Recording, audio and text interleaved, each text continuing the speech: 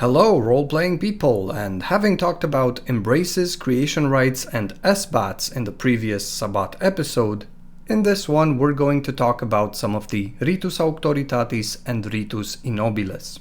Since I am hoping to follow the evolution of a fictional potential Sabbat recruit in a somewhat chronological way, we will be looking at rites which are probably the first ones said recruit will witness. The most common high rite, most often performed, probably right after creation rites, is the Vaulderie. The point of this one is to break pre-existing blood bonds by creating a vinculum, a blood tie between all of the pack members. To this end, the pack priest brings forth a ritual cutting tool and a chalice, both of which can come in various shapes and sizes but are always reserved for this rite alone. The instruments must be well taken care of and must be of quality. You cannot use a bread knife and a plastic cup for the Vaulderie. As a matter of fact, a lot of packs use signature instruments and means of bloodletting in elaborate ceremonial fashion. So, though the idea behind this rite is always the same, the actual ceremony can vary a lot. The entire pack takes turns releasing and pouring their vitae into the chalice before returning it to the priest, who consecrates it with a form of incantation or prayer. The chalice then makes another round from hand to hand as each member drinks this concoction of everyone's vitae.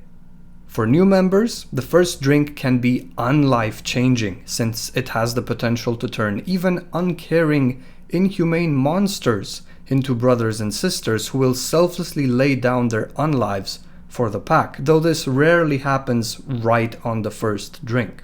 Most of the time, each Vaulderie deepens the connection, the tie between Cainites, to the point where even known enemies who cannot stand each other start behaving like comrades and take care of one another. Given that packs are sometimes formed out of sheer necessity or due to societal pressure, though the members might have conflicting interests, conflicting political views and moral codes, or might simply hate each other's guts for other reasons, the Vaulderie is undoubtedly the most important rite of the Sabbat. Without it, the sect would have crumbled centuries ago due to internal conflicts, so it is each and every Cainite's responsibility to observe the Vaulderie whenever the pack's spiritual leader calls for it. It need not be observed every Sabbat, but a gathering of that type is a good opportunity for Vaulderie. It can also be performed during or after creation rites, before an assault on a Camarilla city, during acceptance, or as a result of a beloved pack member's extinction. On some occasions, usually as part of other citywide rites, the Vaulderie can also be observed by the entire Cainite population of a city, though it is predominantly performed on an individual pack level. Speaking of citywide affairs, we turn our attention to a new brother's very first winter of being true Sabbat, a very important time because every single year, on winter solstice, the entire city and maybe even nomadic packs gather for the binding, preferably in a location that is near water, a beach, a riverbank, a fountain. This very important ritus is overseen by the highest authority of the city, be it archbishop, cardinal, or even regent, and everyone is expected to attend. Both individual members and packs as families reaffirm their allegiance to the Sabbat, its goals, its doctrine, and renew their vincula with those attending. Whoever oversees this entire affair must hear everyone's grievances before the night is out, and traditionally, such squabbles are forgiven and forgotten, though we can imagine this is more of a show than an actual accord between conflicting parties. Still, I want to point out again that the Sabbat aren't stupid, and their choice of time and place for conducting this ritus is very wise. Winter solstice, the longest night of the year, when mortals are not walking all about after dark through the cold, but staying indoors, probably enjoying the start of their winter holidays.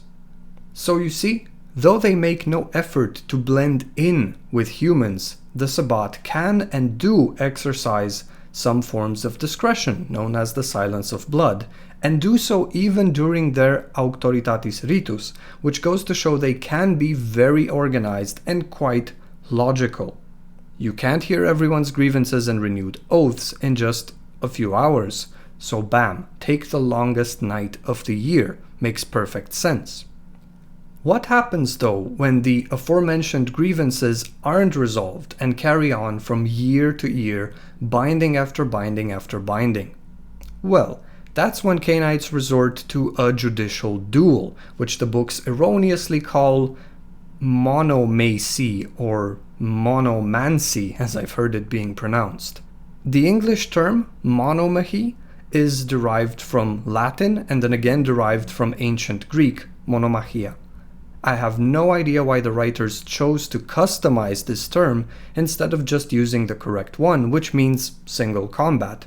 But hey, I imagine Sabbat of different cultures might use various terms like holmgang or wager of battle or trial by combat. Now, the Guide to the Sabbat, released in 1999, says the rules of these duels are not standardized, quite ambiguous, and left to be decided entirely by the conflicting parties, with some of them being settled through a very bloody game of chess, which uses living or unliving pieces, for example. The 20th anniversary book, Rites of the Blood, however, says the protocol is very clear and done in steps. The first step is the challenge, during which the challenge and accusations are delivered in a clear manner to the challenged party and their pack priest. Of course, as mentioned in previous episodes, only true Sabbat have the right to observe the ritus, so shovelheads cannot make use of such legal duels. If the challenged has no pack priest, they have 3 nights to find appropriate counsel, or they might be appointed counsel by the local bishop or archbishop. The second step is choosing the arbiter. The arbiter should be neutral to the conflict, and once they accept this role, they have a whole month to decide whether the conflict is worthy of a duel or if it might be better resolved through a rite of contrition, as the challenged simply makes amends in whatever way is deemed necessary. There are instances in which the challenge is issued for ulterior motives in a dishonest way for fake reasons. If the arbiter finds this to be the case, the ritus is over, and the dishonest challenger is probably sentenced to perform contrition. Should they refuse, they can find themselves challenged to monomachy by the very arbiter they called upon. When calling for monomachy, both challenger and challenged need to be very careful of their choice of arbiter. The next step is acceptance. If the challenge is legitimate, acceptance must occur within 1 month. If the challenged has significantly more status than the accuser/challenger, they can decline without penalty. If they are, however, of similar status, declining single combat is extremely shameful, and whoever does it loses Sabbat status, at least 1 dot, is deemed a coward, and might even be investigated by the Hand or the Inquisition. The next step is deciding the terms and potential alterations to the standard rules. When, where, how large an arena, using which weapons, what disciplines, if ring out is allowed, if first to torpor or battle to final death, diablerie permitted or disallowed. Despite the write-up found in 1999 Guide to the Sabbat, the 20th anniversary Rites of the Blood says such a duel is always settled through combat, not games of chess or any other forms of contest, and because every Cainite of the Sabbat is expected to know how to fight, no one gets to choose champions to fight in their stead. No disciplines may be used by witnesses on the combatants. Besides standard terms, some terms can be altered. banning the use of some disciplines or all disciplines, banning or permitting the use of protective clothing, and so on. Upon victory, depending on the terms, a few things can happen, and we get to the last step, the outcome. If victory is gained by driving the opponent out of the ring, they cannot be destroyed and must be exiled instead. If the victim falls into torpor within the ring, they can be subsequently destroyed by the victor, maybe even diablerized. If the final blow directly leads to destruction due to a choice of weapons which deals aggravated damage, agreed upon by both parties, so be it. The duel ends in final death. But again, death can only occur within the ring, and if the duel ends with destruction, the winner receives all of the loser's possessions. If the loser is instead exiled, having lost by ring out, they get to keep the things they can take with them in their exile. I will take this opportunity to say I really like this ritus, and it always makes me think of Holmgangen, as presented in some sagas, and all kinds of European judicial duels, really, especially the ones presented in Master Hans Talhofer's Fechtbuch from 1467. Feel free to look that up, it's very interesting.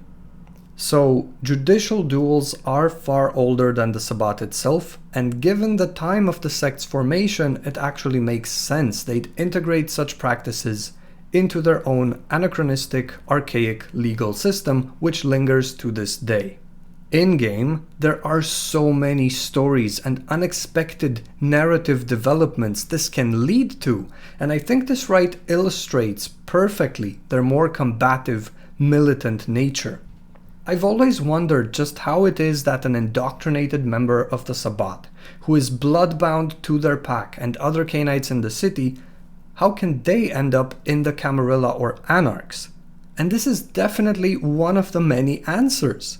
Exile as a result of losing Monomachy, and all those bonds burning a bitter flame in the exile's heart, urging them to get back at the comrades who threw them away like nothing, effectively leaving them as lonely and somewhat hopeless prey for the pawns of the antediluvians.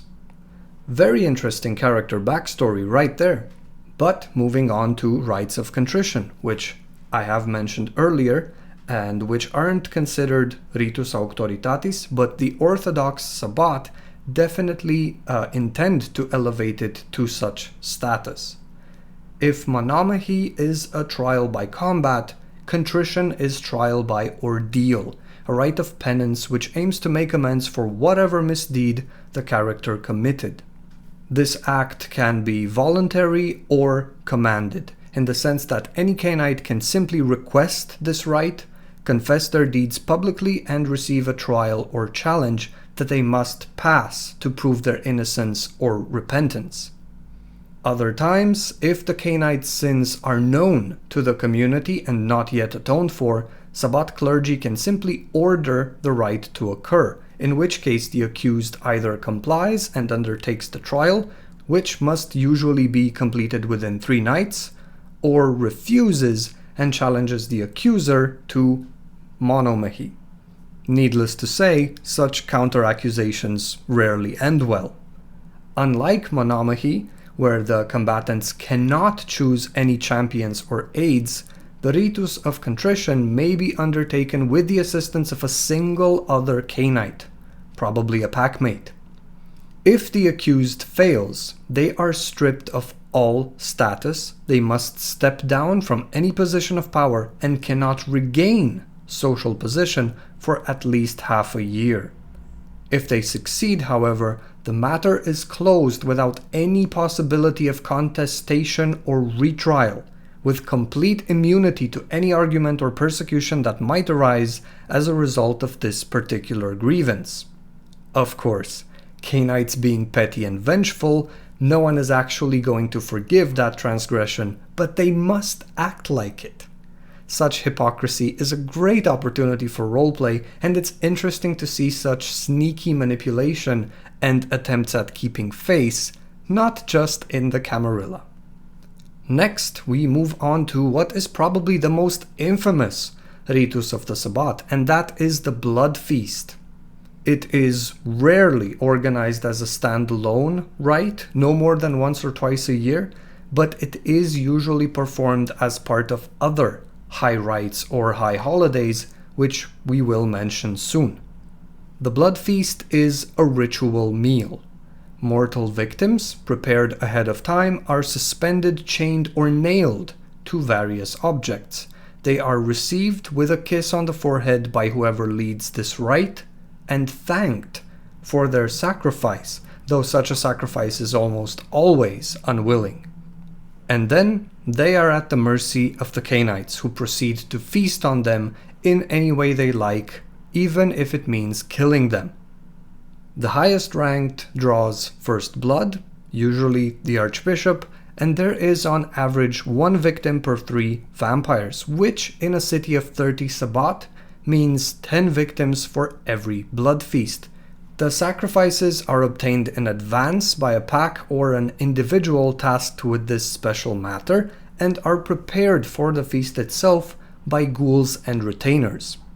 What is truly amazing is that the blood taken from these sacrifices is transmuted during the ritus itself, and each blood point counts as 2 for 3 nights following the feast.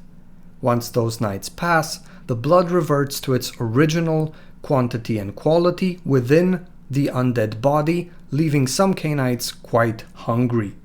Those who frequently rely on such events for nourishment are of course looked down upon. You're a vampire, the greatest nocturnal predator, a hunter of many things. So get your own blood and stop waiting for the church to provide.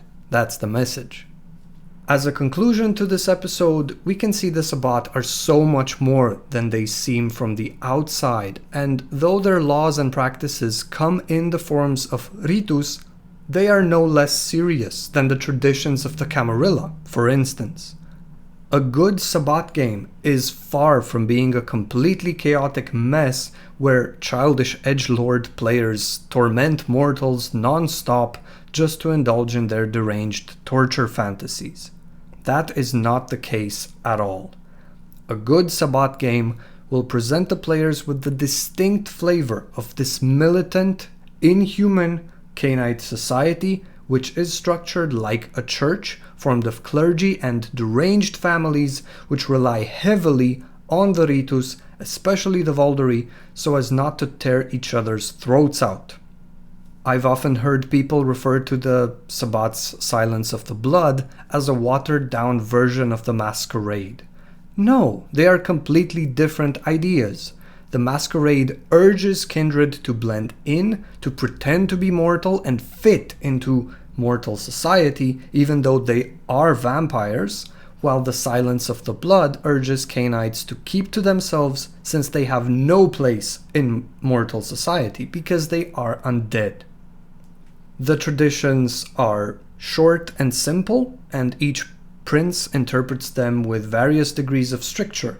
The ritus of the Sabbat, however, are complex ceremonies which follow specific rules, and that is why every pack needs the guidance of a priest.